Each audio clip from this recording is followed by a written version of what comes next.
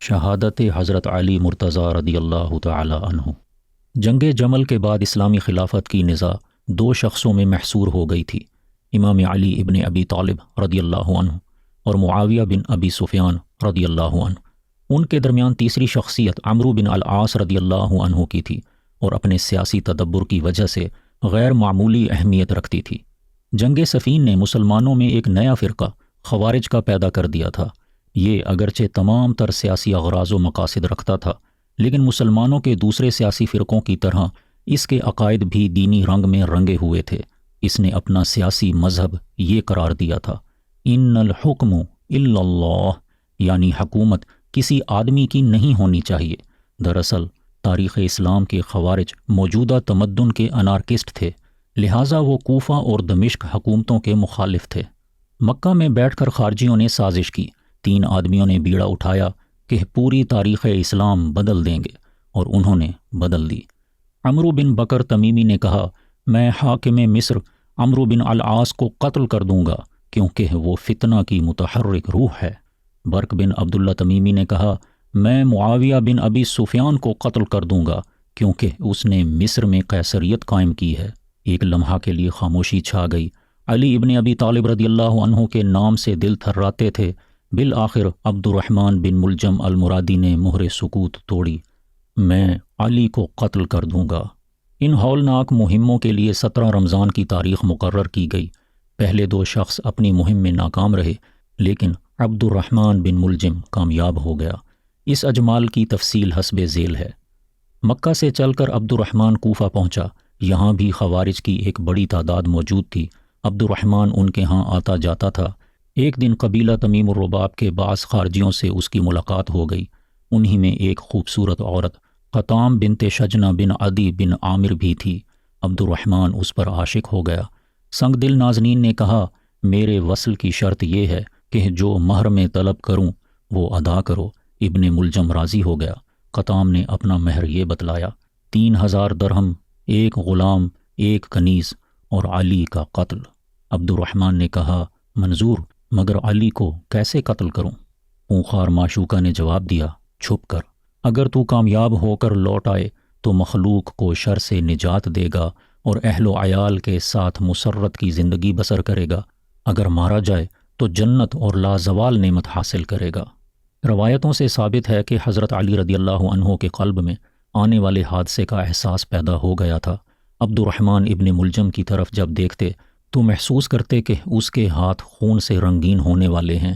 ابن سعد کی ایک روایت میں ہے کہ آپ رضی اللہ عنہ فرماتے تھے، خدا کی قسم مجھے حضرت صلی اللہ علیہ وسلم نے بتلایا ہے کہ میری موت قتل سے ہوگی۔ عبد الرحمن بن ملجم 2 مرتبہ بیعت کے لیے آیا، مگر آپ رضی اللہ عنہ نے لوٹا دیا۔ تیسری مرتبہ آیا تو فرمایا، سب سے زیادہ بدبخت آدمی کو کون سی چیز روک رہی ہے؟ واللہ یہ چیز، اپنی داڑھی کی طرف اشارہ کر کے فرمایا، ضرور رنگ جانے والی ہے۔ کبھی کبھی اپنے ساتھیوں سے خفا ہوتے تو فرماتے، تمہارے سب سے زیادہ بدبخت آدمی کو آنے اور میرے قتل کرنے سے کون چیز روک رہی ہے؟ خدایا، میں ان سے اکتا گیا ہوں اور یہ مجھ سے اکتا گئے ہیں۔ مجھے ان سے راحت دے اور انہیں مجھ سے راحت دے۔ ایک دن خطبہ میں فرمایا، قسم اس پروردگار کی جس نے بیج اگایا اور جان پیدا کی، یہ ضرور اس سے رنگ جانے والی ہے۔ اپنی داڑھی اور سر کی طرف اشارہ کیا۔ بدبخت کیوں انتظار کر رہا ہے؟ لوگوں نے عرض کیا، امیر المومنین، ہمیں اس کا نام بتاؤ، ہم ابھی اس کا فیصلہ کر ڈالیں گے۔ فرمایا، تم ایسے آدمی کو قتل کرو گے جس نے ابھی مجھے قتل نہیں کیا ہے؟ عرض کی گئی، تو ہم پر کسی کو خلیفہ بنا دیجئے۔ فرمایا، نہیں، میں تمہیں اسی حال میں چھوڑ جاؤں گا جس حال میں تمہیں رسول اللہ صلی اللہ علیہ وسلم چھوڑ گئے تھے۔ لوگوں نے عرض کیا، اس صورت میں آپ رضی اللہ عنہ خدا کو کیا جواب دیں گے؟ فرمایا، کہوں گا، خدایا، میں ان میں تجھے چھوڑ آیا ہوں، تو چاہے تو ان کی اصلاح کر لے اور چاہے انہیں بگاڑ دے۔ آپ رضی اللہ عنہ کی کنیز ام جعفر کی روایت ہے کہ واقع قتل سے چند دن پہلے میں آپ رضی اللہ عنہ کے ہاتھ دھلا رہی تھی کہ آپ رضی اللہ عنہ نے سر اٹھایا، پھر داڑھی ہاتھ میں لی اور فرمایا، حیف تجھ پر، تو خون سے رنگی جائے گی۔ آپ رضی اللہ عنہ کے بعض اصحاب کو بھی اس سازش کا پتہ چل گیا تھا، چنانچہ خود بنی مراد میں سے ایک شخص نے حاضر ہو کر عرض کیا، امیر المومنین، ہوشیار رہیے، یہاں کچھ لوگ آپ کے قتل کا ارادہ کر رہے ہیں۔ یہ بھی معلوم ہو گیا تھا کہ کس قبیلہ میں سازش ہو رہی ہے۔ چنانچہ ایک دن آپ رضی اللہ عنہ نماز پڑھ رہے تھے، ایک شخص نے آ کر عرض کی، ہوشیار رہیے کیونکہ قبیلہ مراد کے کچھ لوگ آپ کے قتل کی فکر میں ہیں۔ یہ بھی واضح کیا گیا تھا کہ کون شخص ارادہ کر رہا ہے۔ اشعث نے ایک دن ابن ملجم کو تلوار لگاتے دیکھا اور اس سے دریافت کیا اور کہا، مجھے اپنی تلوار دکھاؤ۔ اس نے وہ تلوار دکھائی تو وہ بالکل نئی تھی۔ انہوں نے کہا، تلوار لگانے کی کیا وجہ ہے؟ حالانکہ یہ زمانہ تو جنگ کا نہیں۔ عبد الرحمن نے کہا، میں گاؤں کے اونٹ ذبح کرنا چاہتا ہوں۔ اشعث سمجھ گئے اور اپنے خچر پر سوار ہو کر حضرت علی رضی اللہ عنہ کے سامنے حاضر ہوئے اور کہا، آپ رضی اللہ عنہ ابن ملجم کی جرت و شجاعت سے واقف ہیں؟ آپ رضی اللہ عنہ نے جواب دیا، لیکن اس نے مجھے ابھی قتل نہیں کیا ہے۔ ابن ملجم کا ارادہ مشہور ہو گیا تھا، لیکن ابن ملجم برابر براعت کیا کرتا تھا، لیکن ایک دن جھنجھلا کر کہنے لگا، جو بات ہونے والی ہے ہو کر رہے گی۔ اس پر بعض لوگوں نے کہا، آپ رضی اللہ عنہ اسے پہچان گئے ہیں، پھر اسے قتل کیوں نہیں کر ڈالتے؟ فرمایا، اپنے قاتل کو کیسے قتل کروں؟ اقدام قتل جمعہ کے دن نماز فجر کے وقت ہوا۔ رات بھر ابن ملجم اشعث بن قیس کندی کی مسجد میں اس کے ساتھ باتیں کرتا رہا۔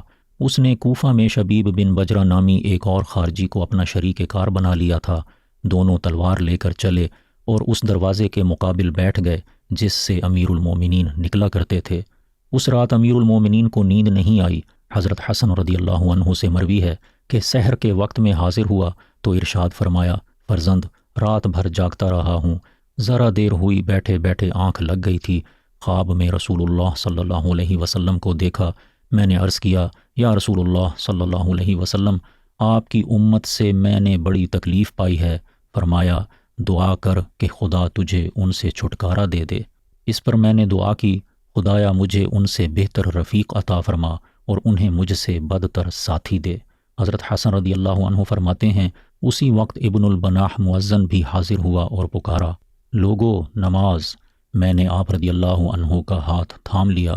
آپ اٹھے۔ ابن البناح آگے تھا، میں پیچھے تھا۔ دروازے سے باہر نکل کر آپ رضی اللہ عنہ نے پکارا، لوگو نماز۔ روز آپ رضی اللہ عنہ کا یہی دستور تھا کہ لوگوں کو نماز کے لیے مسجد میں آنے کے لیے جگاتے پھرتے تھے۔ ایک روایت میں ہے کہ مؤذن کے پکارنے پر اٹھے نہیں، لیٹے رہے۔ مؤذن دوبارہ آیا مگر آپ رضی اللہ عنہ سے پھر بھی اٹھا نہ گیا۔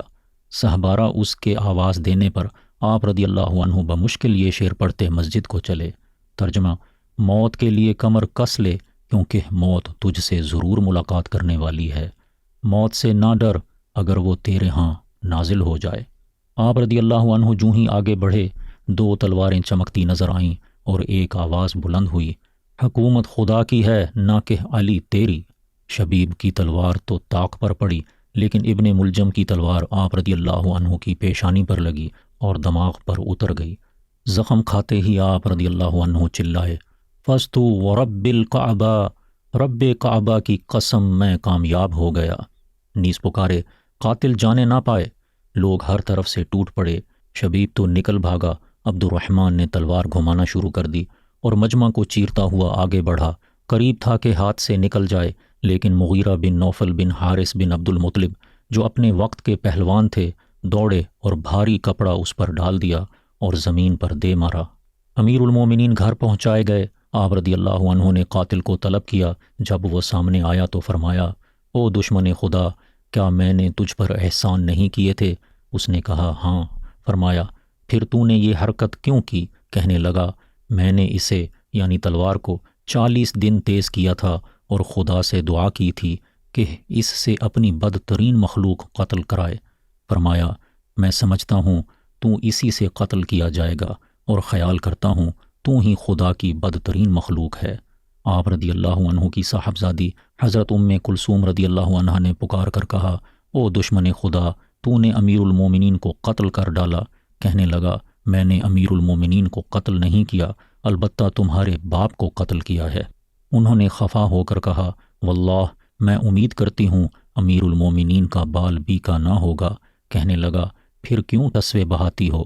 پھر بولا، بخدا میں نے مہینہ بھر اسے یعنی تلوار کو زہر پلایا ہے، اگر اب بھی یہ بے وفائی کرے تو خدا اسے غارت کر دے۔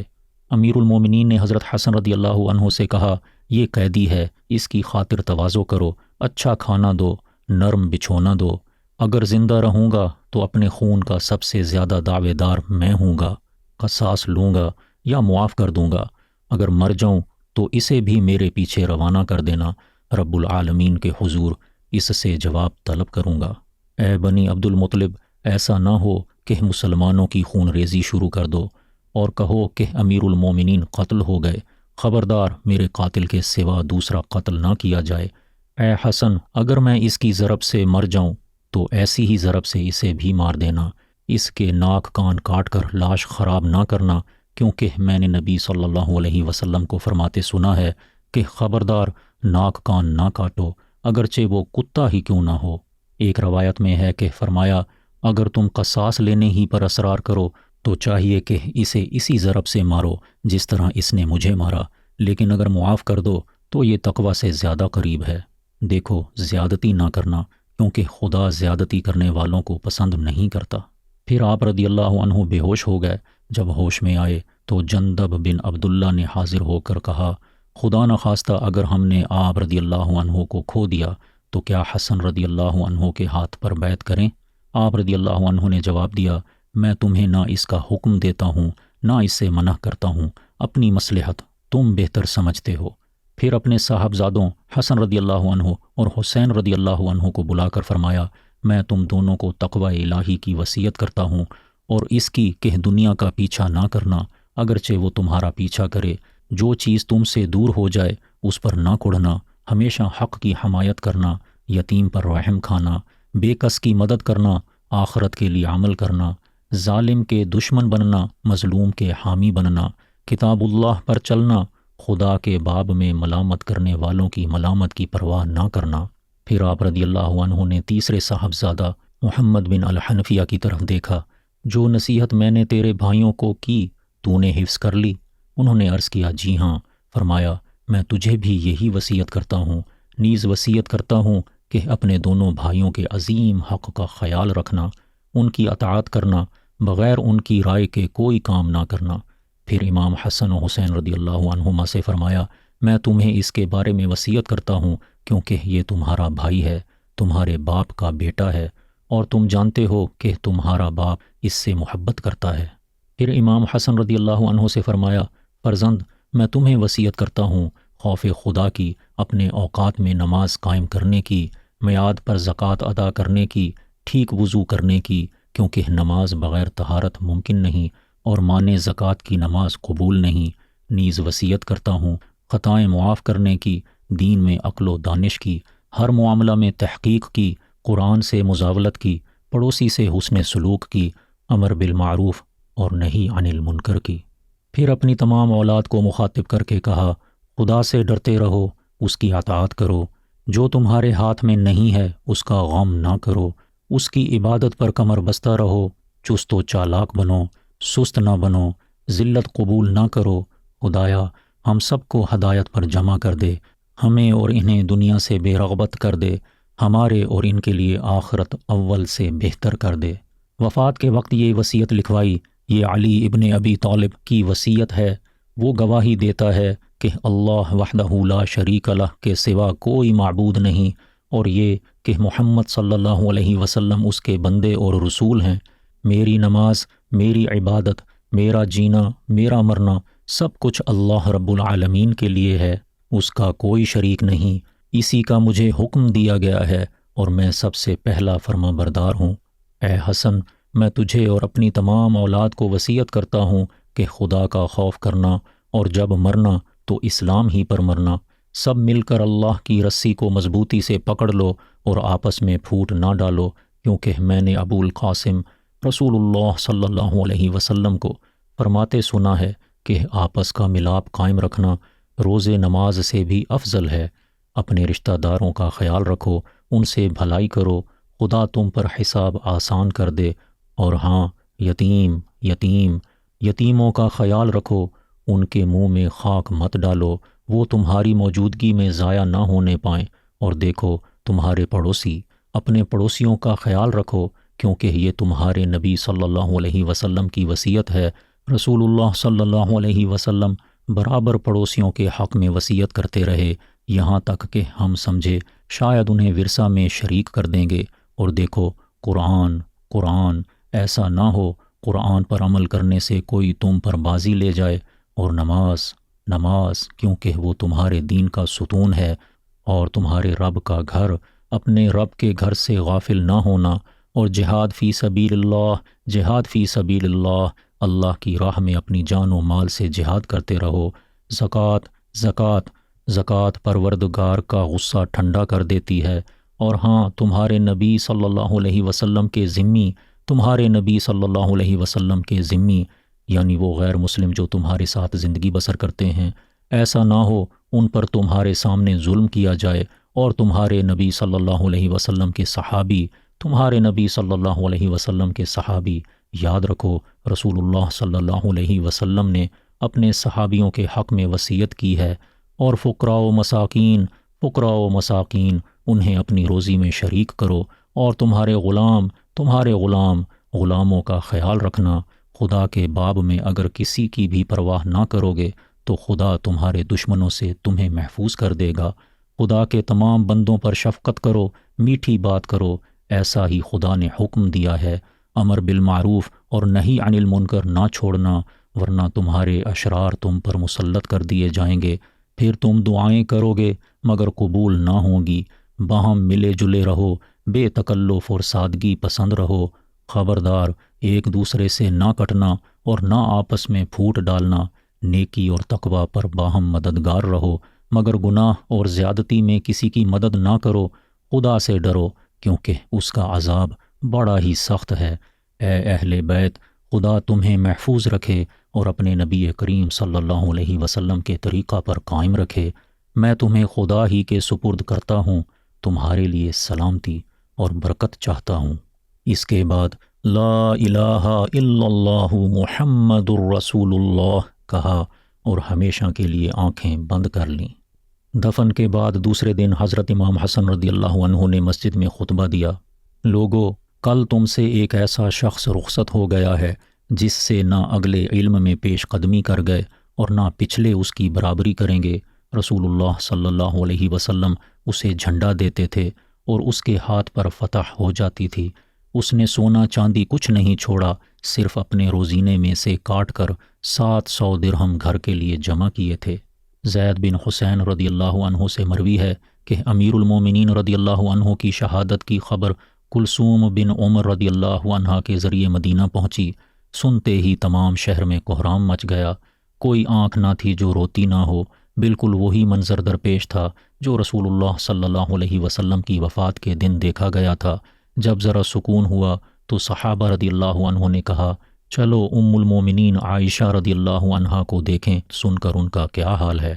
حضرت زید کہتے ہیں سب لوگ ہجوم کر کے ام المومنین رضی اللہ تعالی عنہا کے گھر گئے اور اجازت چاہی۔